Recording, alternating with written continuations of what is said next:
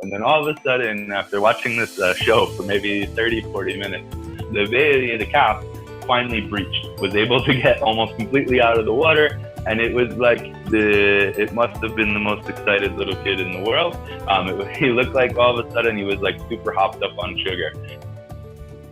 Welcome to Experiences You Should Have, your how-to guide for amazing experiences.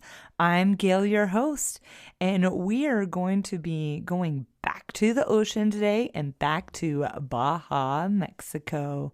We've done some episodes with Jay Clue from Dive Ninja Expeditions on diving Socorro and free diving with Mobula Rays in Baja, Mexico. And this episode, we're going to be getting you out on the boat for essentially a whale watching adventure. And what's really cool about Baja is that there's a 6-week period where all these different kinds of whale and shark species overlap. And it's the only place in the world where in the course of 1 week, you could go experience gray whales, humpback whales, blue whales, whale sharks, and even head out for an open ocean safari to go look for orcas and maybe some mako sharks or blue sharks. This experience is a land-based experience where you're spending the night on the land, but you're going out on the boat every day to go check out a new species. And you might see some seals and bottlenose dolphins. And this is an experience that can be had 100% on the boat, but you will have opportunities to get in the water and play with the seals and go see the whale sharks. And if you're into sharks, but you don't have to, you might be able to hop in the water with some mako and blue sharks. Now, this is not a scuba diving experience. This is snorkeling and free diving. And Dive Ninjas does offer a free diving course. Now, if you are Hawaii-based, I do recommend checking out Kona Honu Divers, as they offer a fantastic free diving course as well. And if you don't quite know what an open ocean safari is, we do have a podcast episode on an open ocean safari, talking with the owner of Kona Honu Divers. And that one is off of Kona. But they do also incorporate this open ocean safari into this gentle giant expedition with Dive Ninjas off the coast of Baja, Mexico. And this is just a really unique way to see all different parts of Baja, Mexico, experience these whales on the boat, and you might get to see some calves with their moms and see all different kinds of species in the course of a week. And this interview is with Jay Clue. We're bringing him back. We love Jay, huge fans. So please stay tuned and learn about this incredible experience with a multitude of whales, dolphins, and maybe some sharks off the coast of Baja.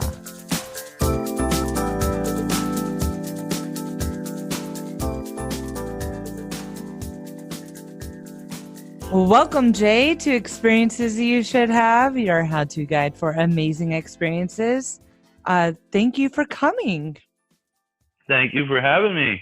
Absolutely.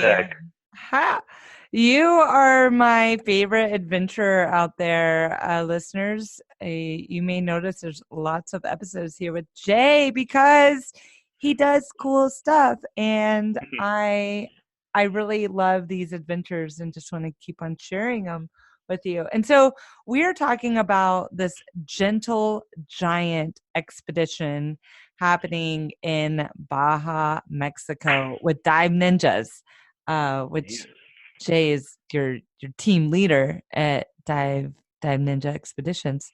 Can you tell our listeners about the Gentle Giant Expedition and really what it is? Yeah, of course. So Gentle Giant is a bit different than most of the other stuff we do. It's kind of this really special expedition that happens in a very small window of time every year in the late winter.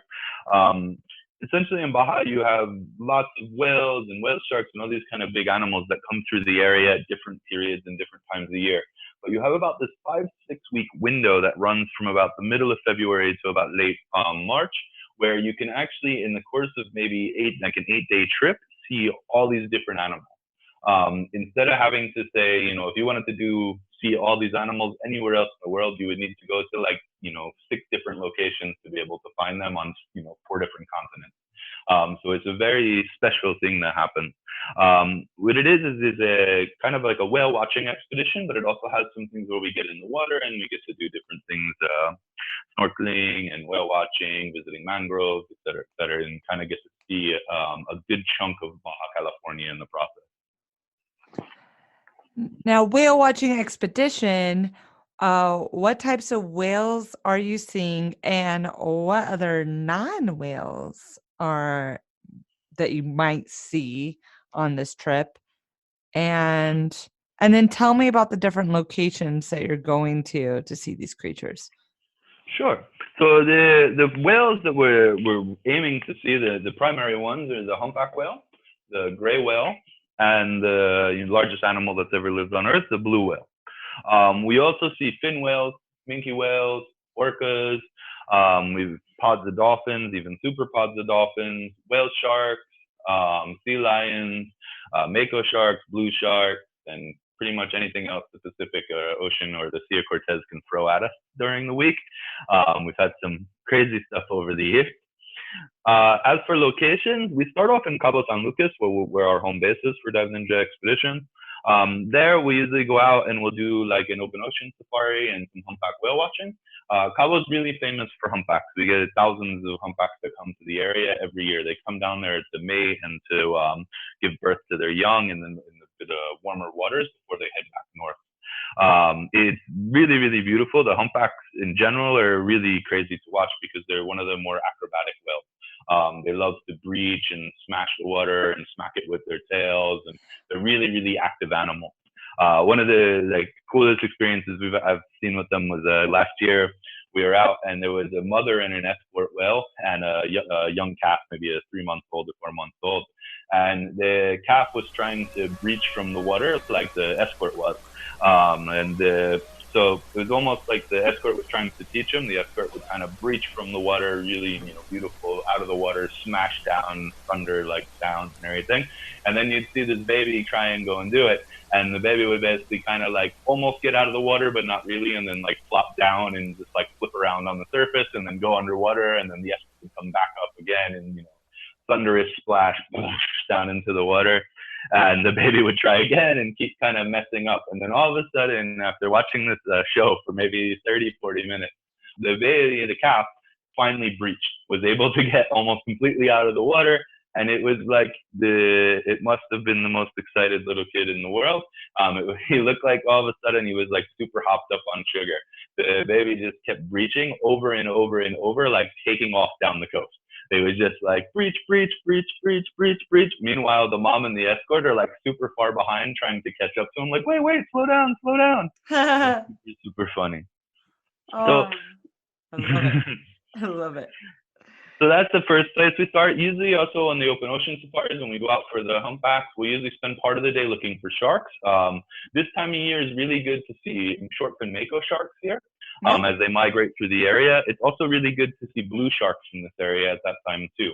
So really, really, both really incredible sharks. They're really beautiful. The blues remind me of almost like a cartoon character. So these really big eyes and a long nose, really pretty. And then mako, in our cousins to the great white. They have big teeth, fastest shark in the ocean. Really, really cool look. So we can get them. Then and do you get in the water with the makos and the blue sharks? Yep, of course. Yeah. So we go in the water and we snorkel and free dive with them. And we'll spend a few hours in the water hanging out with them, checking them out and everything like that. The blues especially are very interested in people. They, especially guys with cameras, they have a fascination with dome ports for some reason, and they will come up and just kind of boop your dome over and over, like, "Ooh, what's this shiny thing?" Kind of silly. And do you ever see like aggressive behavior from these blue sharks or mako sharks? Mm-mm. No, not at all. We got the people we work with here with the shark diving and these things have all they all come from shark research backgrounds. They've been working with sharks all over the world. Cabo is really well at protecting the shark species here, as well as like informing the guests and everything like that, and taking really good care. Great. So we start off, we've got some whales, we've got some sharks. Where are you going next? So after that, what we do is we usually about 2 days in Cabo. We'll pack up the van and then we head off to our next destination. It's a few-hour drive north. We head up to a place called Bahia Magdalena or Magdalena Bay. Magdalena Bay, you might hear me mention some other things we talk about and everything like that. It is one of the most incredible places in Baja. It is a huge bay with a bunch of big barrier islands on the outside, and it's just full of life. Very small town. It's a kind of a fishing village. There's a couple fishing villages on it and everything like that. But really kind of like real Baja, very rural, and all that. It's also really famous for birds, for bird watching and all that. You have a population of osprey that come there to give birth to their babies. You have tons of seabirds and all these kind of things. You have a really important mangroves there, as well as dune ecosystem and everything like that. But the reason we go there is for the gray whale. The gray whales, they like to come out here because it's where they go to give birth to their young, because it's a very protected area. The lagoons are very shallow. And since they're protected from the open ocean, they can't really, like orcas and other predators, can't come in to really do anything or hunt the babies or anything like that. So it gives them a really good place to raise their young before they begin their really long journey north. It's also really magical here for reasons we don't really understand. The gray whales here are very interested in humans. They're very interested in boats. You can kind of go out and we just shut the motor off and the whales will kind of come right up to the boat. We've had times where you get these, 15-meter, 45-foot whales just right next to the boat and lift their head out of the water and look you eye to eye. And then they'll go underwater and they'll come underneath the boat and they'll come right up on the other side and look at the other people and then go back and forth and kind of like play peekaboo with them.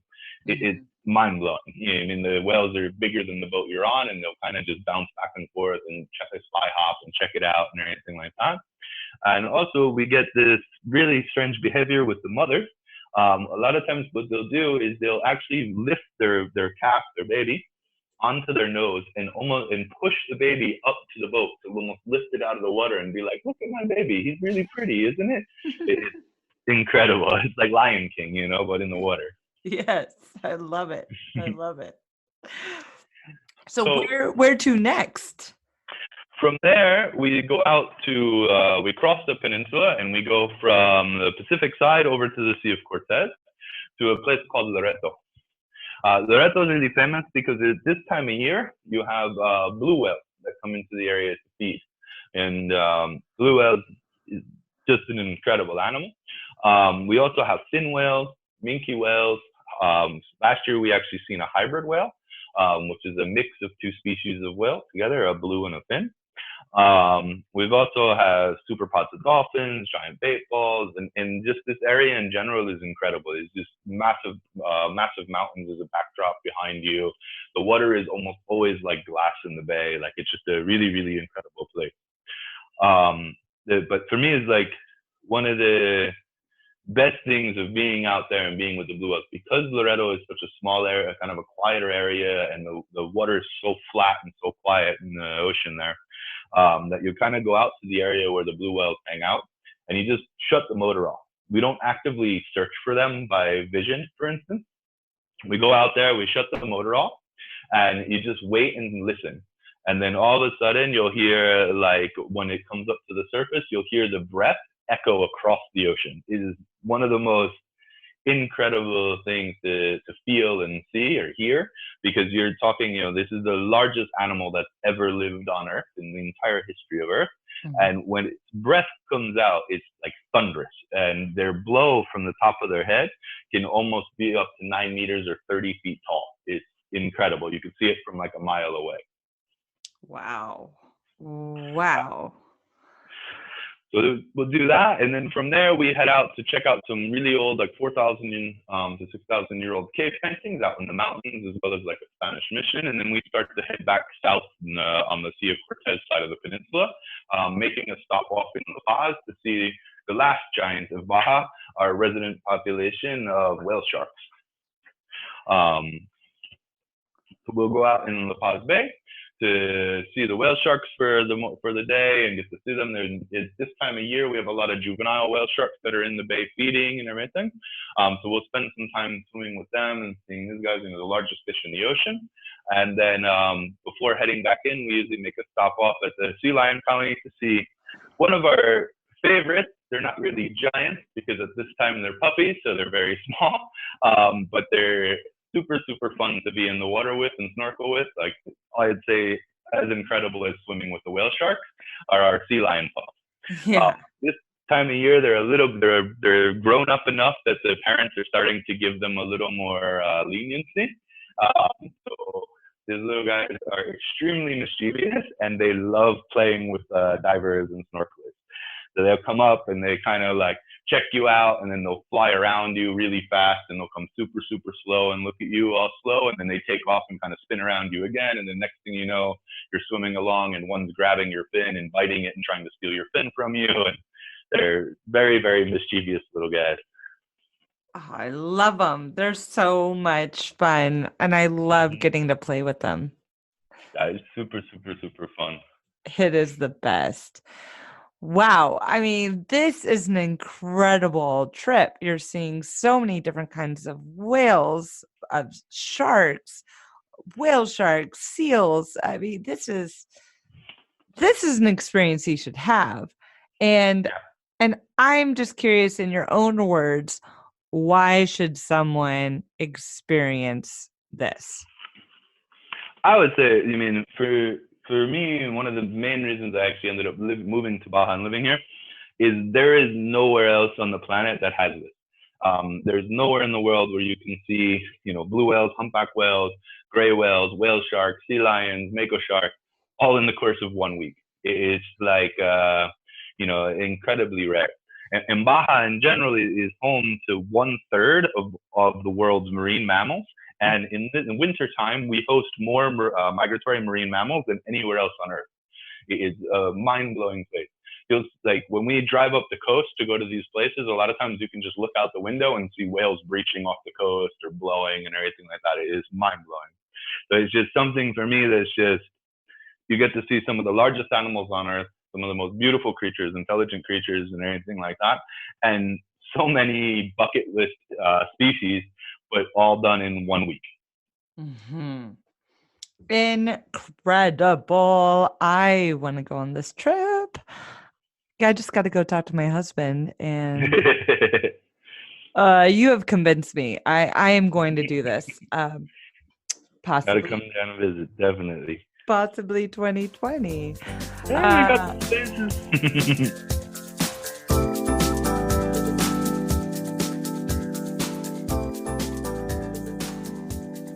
Okay, so you talked about when a little bit, and I see you guys have 3 trip dates on your calendar for late February and early March with Dive Ninja Expeditions.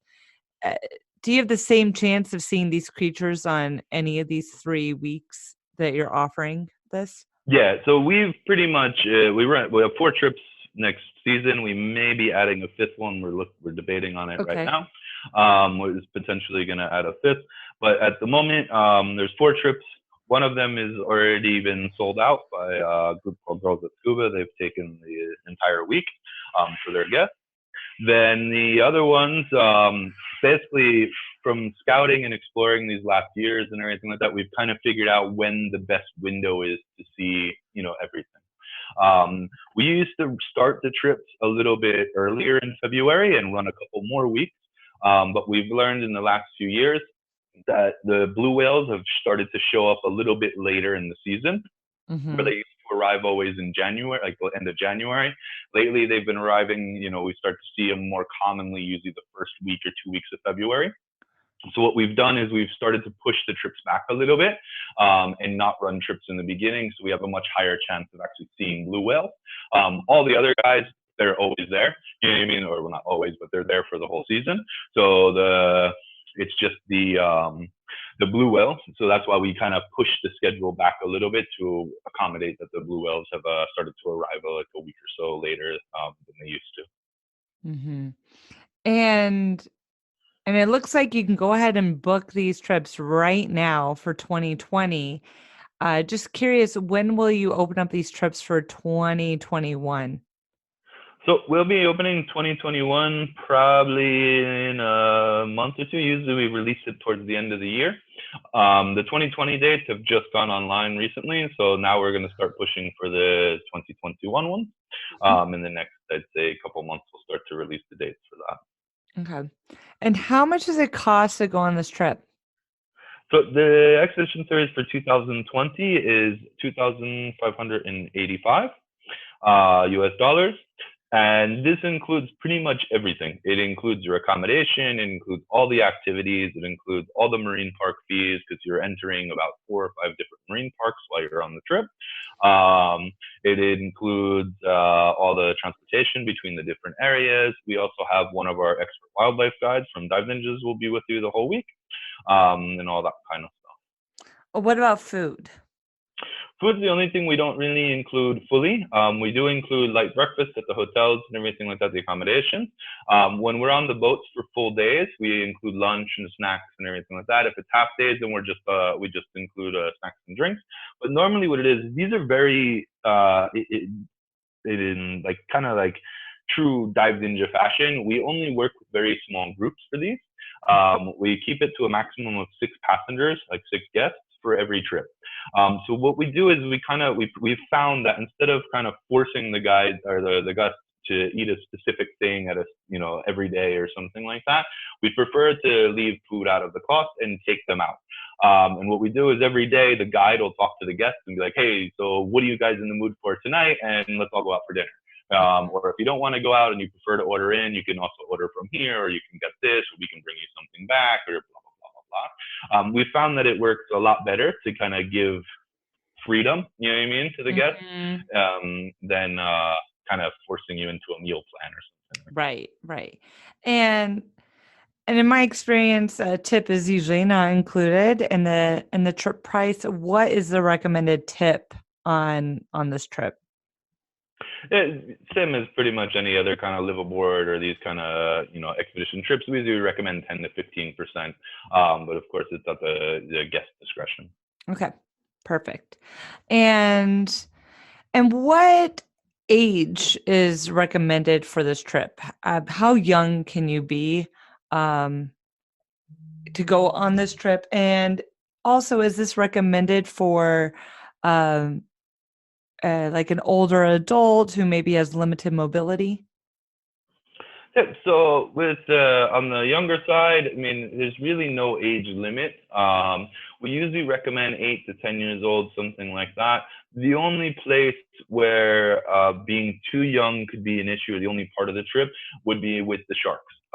With very young children, we don't let them go so much in the water, unless the conditions are very perfect, because they're smaller and children can, we don't want them to freak out or anything like that, because it could be seen as aggression to the sharks. You know what I mean? So, but usually 8 to 10 years old, somewhere in that general range, will keep you fine for the entire trip. The other side of it, there's not really any crazy physical activity except for the cave paintings. We go a little bit of hiking too, but everything else is really relaxed. I mean, we've had guests, that were, from 10 years old all the way up to almost 80 years old. Okay. And if you have trouble hiking or walking long distances, can you opt out of the cave paintings? Yeah, of course. You can opt out of everything. Anything. If you want to take a day off from the whales, or you want to not do the cave paintings, or whatever it might be, Where the cave paintings actually are, since that's the only one that really is a mobility issue since it's the hiking, it's actually located on a really big ranch up in the mountain. So what you can do is, if you didn't want to hike, you can hang out at the ranch if you wanted to still come along and see the area and everything like that. And you know, it's a really beautiful area in the middle of the mountains. There's also the Spanish Mission, so you could hang out at the Spanish Mission for a little while while the others hike to the cave painting. Okay. And what about gear needed? Do you need to bring your own snorkeling gear or a wetsuit or anything like that?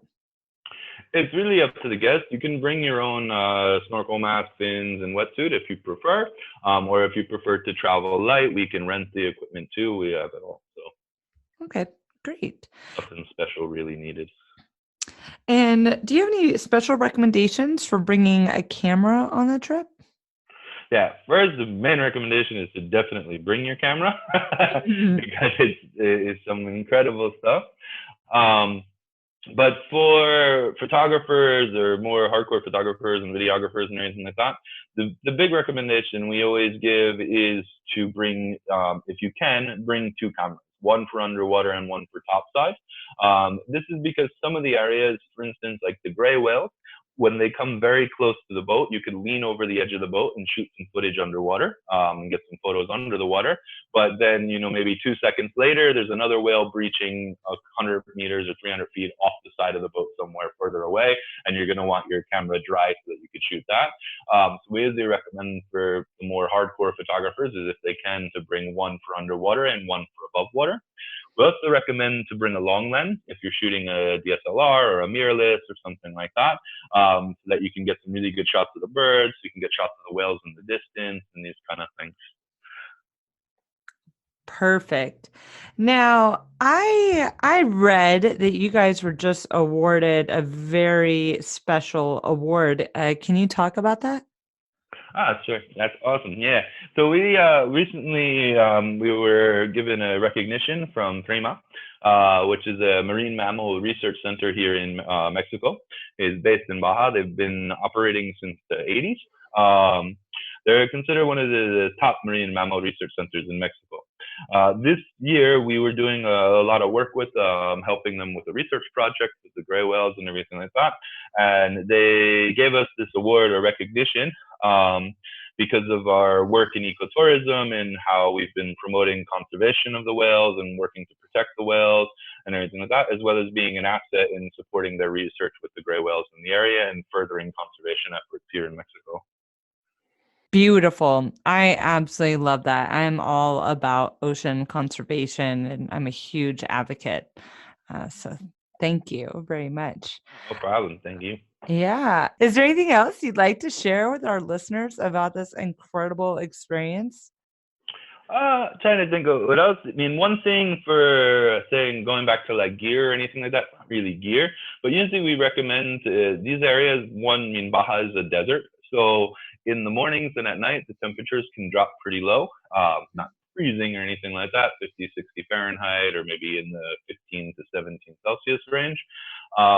But in the daytime, when the sun gets higher in the sky, the temperature can almost double. So you can go from being, 15 Celsius in the morning to being like 28 Celsius around lunchtime, or from 55, 60 degrees in the morning to being up in the 80s in the afternoon. So we always recommend to wear light layers that you can kind of remove layers throughout the day, because most of the whale stuff we're going to be going out very early in the morning, usually around sunrise or just after sunrise to get the best action in the middle of that. But then we'll maybe still be on the boat at 12 o'clock or something, 1 o'clock, etc. Mm-hmm. So it's good to have some layers that you can kind of take off and everything as it starts to get warmer, and all that. It's also like one of the things besides, the whales are incredible and all that is the main focus. But one of the really cool things with these expeditions is you actually, because you're moving around to these different locations, you get to see a lot of Baja, a lot of the southern end of the Baja. So you get to see the mountain ranges, you get to see the deserts, forests of cactus, you get to see the Pacific coast, Sea of Cortez. So you really get like a real introduction, let's say, to the what Baja is like. I mean, especially outside of the tourist areas of Los Cabos and La Paz, because a lot of these places, for instance, like in Magdalena, you're talking very small town, like small fishing villages and like, local fishermen and all that stuff. Some of the nicest people in the world. So you get to see a lot of more of the real side of what the Baja is like. Mm-hmm. Gosh, it sounds like a trip that I am ready to book. Uh, yes. So I encourage you listeners to go on this trip. And if you're interested in going on this trip together, shoot me a message because I am actively looking at these dates. This sounds incredible. I'm in. Awesome. Yeah, absolutely. Absolutely. Well, Jay, I mean, you've been amazing. You've come on and talked about the Mobula Rays. You've talked about Socorro. I mean, eh, all the amazing adventures that could be had in Baja is astounding. Um, which is why you're hearing lots from Jay in these recent episodes. But definitely check those episodes out. And hop on to experiencesyousshouldhave.com to check out some photos from these trips as well as information and links. Um, I just truly appreciate you, Jay. Just thank you for sharing these incredible adventure experiences with our listeners. Oh, thank you so much. It's been awesome to be part of it and happy to be here, and we'll gladly keep sharing more and more. Please, you can be a guest on the show anytime you'd like. Awesome. Well, I'll be back soon then. All right. Thank you.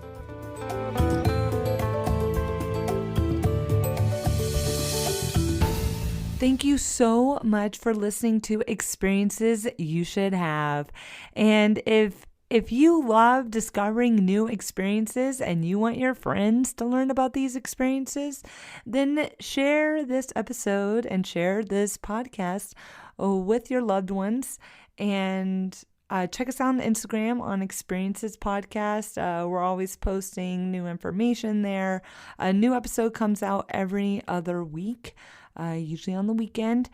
So please stay tuned, subscribe to the podcast. Tell a friend, leave a review if you're listening on an iPhone, maybe on Apple Podcasts, 5 stars if you loved it. And just don't bother leaving a review if you didn't like it. And if you have an idea for a future show, go to experiencesyousshouldhave.com, click on contact, and shoot me a message. We are all about diving into a specific experience that can be replicated and give a how-to guide to make it happen. And if you want to go experience these gentle giants, right now, we're in August of 2019, might be September when you're listening to this, but there are spaces available as of today. So definitely go to Dive Ninja Expeditions and see if you can get on one of these really cool trips. I swear this is going to be an experience that you will never forget. So definitely check that out. And that is at diveninjaexpeditions.com. I swear these are some really fantastic trips that really puts marine conservation first. So just highly recommend this group and this team. And thank you, and until next time.